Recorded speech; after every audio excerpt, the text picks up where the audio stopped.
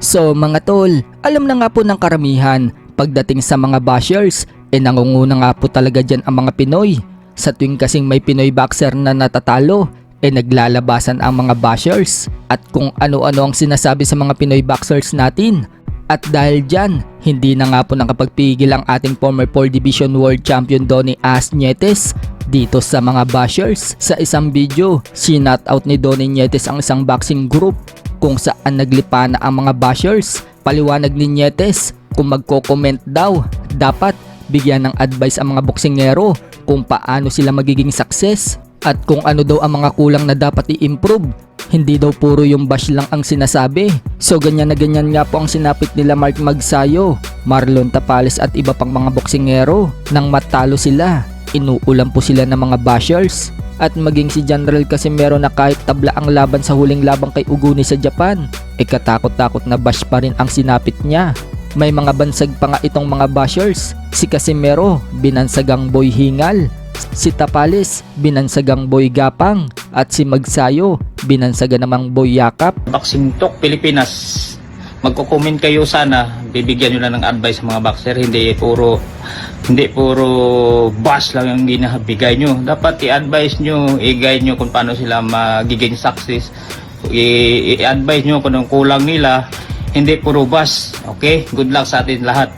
Boxing Talk Pilipinas, God bless and more power. Sa kabilang banda naman mga tol, matapos nga po ang pagpuna sa The Monster Japanese na Oya Inoue, nakakaiba daw ang paggalaw ng panga nito nang ma-interview siya matapos in-knockout niya si Tapales sa round 10. Ngumunguya-nguya daw kasi si Inoue, kaya marami ang nagsasabi sa video na yan na daw yung side effect ni Inoue sa paggamit niya na ipinagbabawal na gamot. Pero may mga nagsasabi naman mga tol na side effect daw yan dahil nasaktan din daw ito sa suntok ni Tapales. Shinare pa nga po ni Casimero ang video na yan sa kanyang FB page at sinabi ni Casimero kapag siya daw ang nakatama ng suntok kay Inoue, wala na daw side effect kundi dediretso na umano si Inoue na makomatos. So hindi pa nga po dyan natatapos ang pag-aakusa kay Inoue. Dahil may nakapansin din kay Inoue mga tol na panay daw ang tulo ng pawis nito kahit na ine-interview na lang daw siya.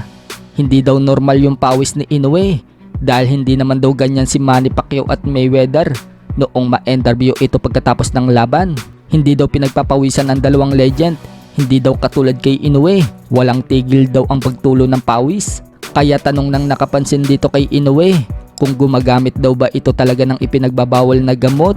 May mga nag-react naman dyan mga tol at sinabing kaya ayaw daw pala lumabas ng bansang Japan itong si Inoue dahil protektado siya ng bansang Japan. Pero lahat ng yan puro pagdududa lang. Tinetest din po kasi itong si Inoue ng bada bago ang laban at pagkatapos ng laban at wala naman pong nakitang gumagamit nga ito ng ipinagbabawal na gamot. Huwag nating kalimutan mga tol na ganyan din ang pinupukol sa ating 8th Division World Champion Manny Pacquiao na gumagamit daw ito ng PEDS. Kaya napakalakas at parang hindi daw napapagod. Pero ni minsan, hindi po nagpositibo si Manny Pacquiao sa kahit anong uri na ipinagbabawal na gamot.